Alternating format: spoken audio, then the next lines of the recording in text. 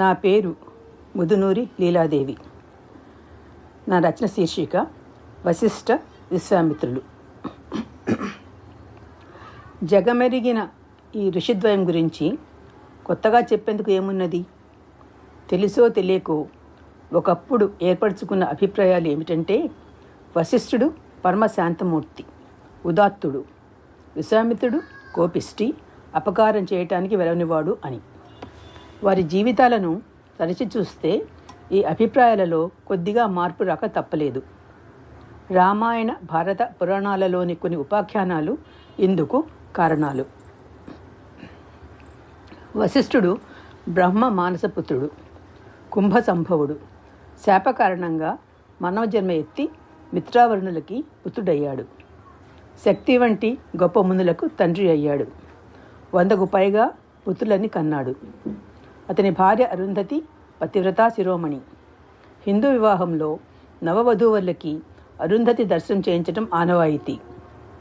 తన అమోఘమైన తపశ్శక్తితో నందిని అనే కామధేనువుని సంపాదించి తన యజ్ఞకార్యాలను, అతిథి సత్కారాలను అత్యంత ఉత్కృష్టంగా నెరవేర్చిన సమర్థుడు.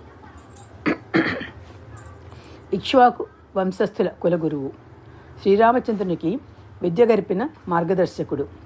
శ్రీరాముని సందేహాలను తీర్చడానికి యోగ వాసిష్టము అనే అద్భుత గ్రంథాన్ని రచించిన విద్యావేత్త.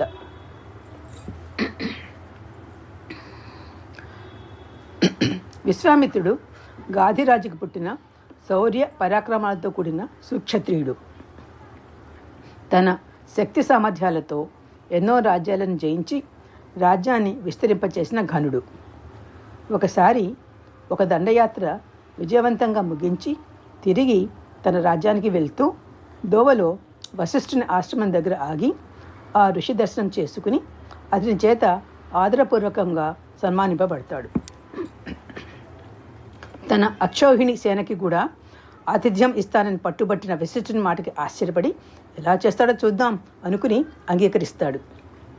వశిష్ఠుడు తన కామధేవు నందిని ప్రార్థించగానే ఆమె అందరికీ సంతృప్తికరంగా మృష్టాన్నాలను, అశ్వాలకు ఏనుగులకు ఆహారాన్ని సమర్పించింది. ఈ అద్భుతం చూసిన విశ్వామిత్రుడు ఇటువంటి కామధేనువు రాజుల దగ్గర ఉండటమే భావ్యం భావించి దాన్ని తనకు ఇవ్వమని వశిష్ఠుడిని అడుగుతాడు. తన హవ్య కవ్యాలు, యజ్ఞయాగాలు సవ్యంగా జరగటానికి తోడ్పడే ఆ గోవుని తాను ఇవ్వను అని అంటాడు వశిష్ఠుడు. మాటలతో పని కాకపోతే బలం ప్రయోగించి ప్రయత్నిస్తాడు విశ్వామిత్రుడు. నందిని ఆత్మరక్షణ చేసుకోవటానికి తన స్వామి అనుమతి తీసుకుని ఒక్కొక్క రోమం నుండి ఒక్కొక్క సైనికుని చొప్పున లక్షలాది మందిని సృష్టిస్తుంది. వారిచే పరాజితుడై వెళ్ళిపోయిన విశ్వామిత్రుడు గొప్ప శక్తులు పొందటానికి తపస్సు మొదలు పెడతాడు. మహేశ్వరుడి నుండి మహాస్త్రాలను పొంది మళ్ళీ వశిష్ఠుడిని ఓడించడానికి వెళ్తాడు. వశిష్ఠుడు తన తపోమహిమతో అన్ని అస్త్రాలను తన మంత్రదండంలో ఐక్యం చేసుకుంటాడు. అస్త్రబలం కంటే తపోబలం మిన్న అని గ్రహించిన విశ్వామిత్రుడు తన రాజ్యాన్ని కొడుకులకి అప్పగించి తన తపో సాధన మొదలు పెడతాడు. అతని తీవ్ర తపస్సుకి జంకిన ఇంద్రుడు అతని తపోభంగం చేయటానికి అప్సరస మేనకని పంపుతాడు. ఒకనాడు ధ్యానం నుండి కన్నులు తెరిచిన ఆ ముని ముందు మూర్తీభవించిన వెన్నెల్లాగా మేనక కనబడుతుంది. మోహపరసుడైన అతడు ఆమెతో సుఖాలను అనుభవిస్తూ తపమాట విస్మరిస్తాడు. ఆడ శిశువు జన్మిస్తుంది. మేనకని ఆ నవజాత శిశువుని వదిలివేసి తపస్సుకి వెళ్ళిపోతాడు. మేనక తన పుత్రికను అడవిలో వదిలి ఇంద్రలోకానికి తిరిగి వెళ్ళిపోతుంది.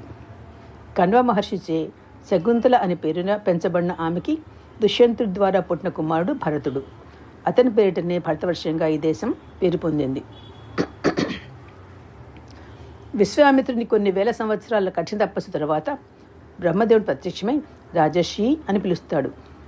అది సరిపోని విశ్వామిత్రుడు ఇంకా తీవ్రంగా తపస్సు చేస్తాడు. ఈసారి బ్రహ్మదేవుడు అతనిని బ్రహ్మర్షి అని సంబోధిస్తాడు. ఈ పిలుపు వశిష్ఠుడి నోటి నుండి వింటే కానీ సంతృప్తి చెందిన విశ్వామిత్రుడు వశిష్ఠుని వద్దకు వెళ్తాడు. ఎంతో మర్యాదగా సంభాషించి బ్రహ్మర్షి అని మాత్రం పిలవడు వశిష్ఠుడు. కోపంగా వెనక్కి తిరిగి వెళ్ళిన విశ్వామిత్రునికి వశిష్ఠుని చంపాలి అన్నంత కోపం వస్తుంది. కానీ తాను అతని పుత్రులను ముందే నాశనం చేశాడు. ఇప్పుడు ఈ ఋషి ప్రాణం తీయటం సబబు కాదని శాంతిస్తాడు. అతనిలో ప్రకటితమైన మానవత్వాన్ని, అహంకార నిర్మూలనని గ్రహించిన వశిష్ఠుడు విశ్వామిత్రుడిని బ్రహ్మర్షి అని సంబోధిస్తాడు. తన కోరిక నెరవేరినందుకు విశ్వామిత్రుడు పరమానందభరితుడవుతాడు. గాధేయుడు, కౌశికుడు అనే పేర్లతో పిలువబడిన ఈతడు తన తపస్సంపద, సత్కర్యాచరణతో విశ్వామిత్రుడని పేరు పొందాడు. అతని దయాహృదయానికి ఉదాహరణ బ్రహ్మాండ పురాణంలోని సునస్సేపుని కథ. హరిశ్చంద్రుని యాగంలో అతని పుత్రుని స్థానంలో యజ్ఞపశువుగా సమర్పింపబడిన సునస్సేపుడు తన తల్లిదండ్రుల ముగ్గురు పుత్రులలో మధ్యముడు. యూపస్తంభాలకి కట్టబోతున్న తన ప్రాణాలని రక్షించమని విశ్వామిత్రుడిని వేడుకుంటాడు. అప్పుడు ఆయన అతనికి వర్ణమంత్రం ఉపదేశిస్తాడు. భక్తితో యజ్ఞాంతం వరకు జపిస్తే వరుణాది దేవతలు ముందుగానే ప్రత్యక్షమై నిన్ను బలి ఇవ్వవలసిన అవసరం లేకుండా చేస్తారు అని ధైర్యం చెప్తాడు. శ్రద్ధతో ధ్యానం చేసిన సున్నసేపునికి ఆయన చెప్పినట్లుగానే ప్రాణదానం జరిగింది. విశ్వామిత్రుడు ఆ యువకుని తన పుత్రునిగా స్వీకరిస్తాడు. వశిష్ఠుడు నిరాకరించిన త్రిశంకుని కోరిక తీర్చడానికి విశ్వామిత్రుడు స్వర్గానికి ప్రతిసృష్టి చేసి తన తపశక్తిని అంతా ధారపోయటానికి కూడా సంకోచించడు.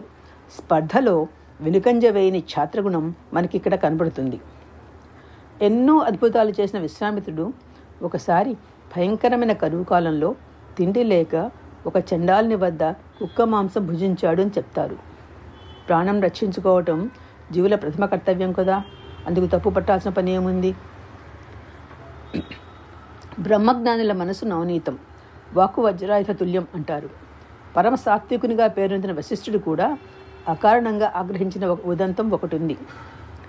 ఇక్ష్వాకు వంశంలో సుదాసుడు అనే రాజు ఉండేవాడు. వాని కొడుకు సౌదాసుడు. అతనికి మిత్రసహుడు అనే పేరు కూడా ఉంది.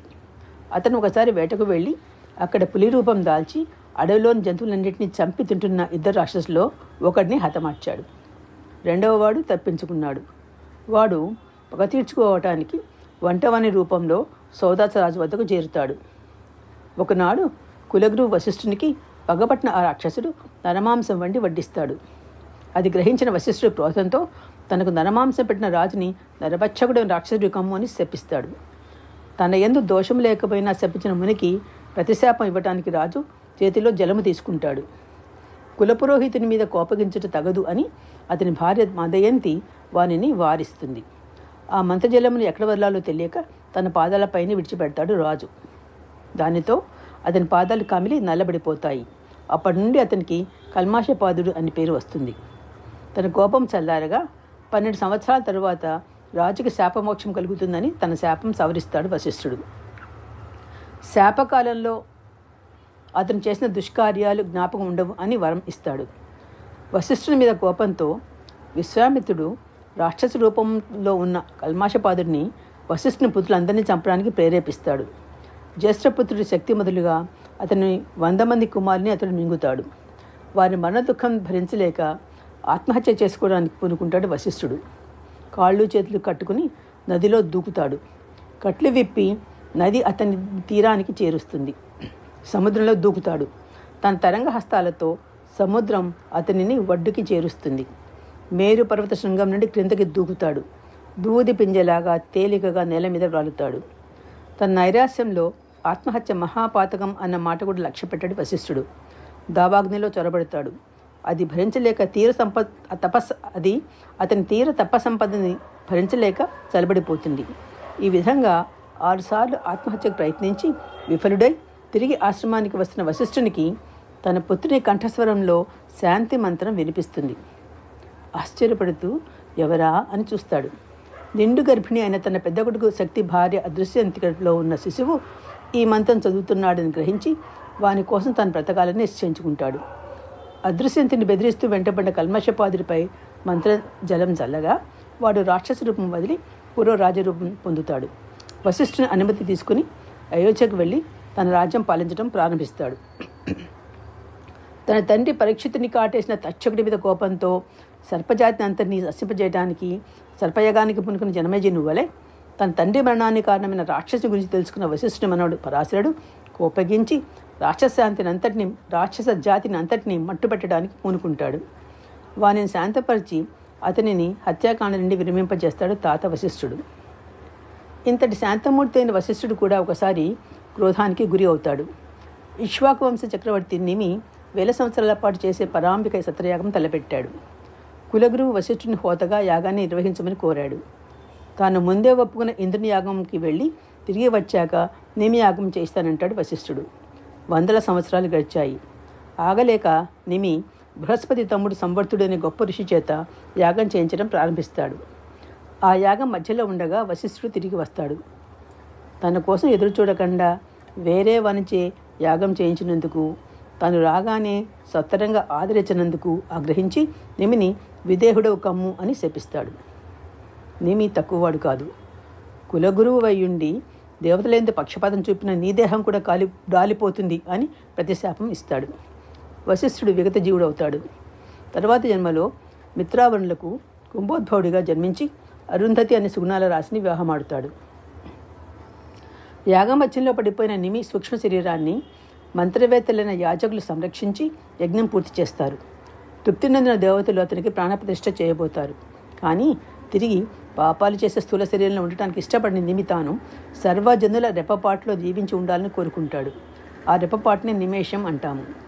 విదేహుడైన నిమి రాజ్యం కాబట్టి దానికి విదేహరాజ్యం అనే పేరు వచ్చింది.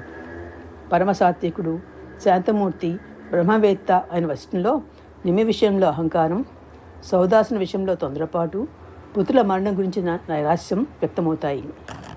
సప్త ఋషులలోని ఈ ఋషిద్వయం పేరున 2 గోత్రాలు చాలా విస్తృతంగా ఉన్నాయి. విశ్వామిత్రుడు రజోగుణ సంపన్నమైన క్షత్రియ వంశంలో పుట్టి నిరంతర దీక్షతో తపస్సుతో బ్రహ్మర్షి అయ్యాడు. సాధన సంకల్పాలతో సాధించలేనిది లేదు అని రుజువు చేశాడు. రామలక్ష్మణులకు బల అతిబల అనే మంత్రాలు ఉపదేశించి ఆకలి దప్పుల నుండి రక్షింపబడే ఉపాయం నేర్పాడు. వశిష్ఠుడు రాజగురువు. రాజుకు తెలియవలసిన విద్యలన్నీ శ్రీరామాదుకు నేర్పాడు. కానీ క్షత్రియునికి అవసరమైన శౌర్య పరాక్రమాలు, శక్తియుక్తులు విశ్వామిత్రుడే నేర్పగలని తెలిసి రామలక్ష్మణులను బాల్యంలోనే విశ్వామిత్రుని యాగరక్షణకు పంపడానికి దశరథుడిని ఒప్పించాడు. వీరిరువురు ఒకరితో ఒకరు సరితూగుతూ సమతౌల్యం నేర్పిన బ్రహ్మర్షులు. ఋగ్వేదంలో 7వ మండలం రాసినవాడు వశిష్ఠుడైతే 3వ మండలం రచించినవాడు విశ్వామిత్రుడు. ప్రశస్తమైన యోగవశిష్ఠ గ్రంథాన్ని మనకి ప్రసాదించిన వాడు వశిష్ఠుడైతే జగత్ ప్రసిద్ధమైన గాయత్రి మంత్రాన్ని ప్రకటించినవాడు విశ్వామిత్రుడు. మన దేశ ఆధ్యాత్మిక చరిత్రలో మరువరాని మెరుపుతారలు వీరిద్దరూ. హైందవ సనాతన ధర్మానికి పట్టుకొమ్మలు. స్వస్తి.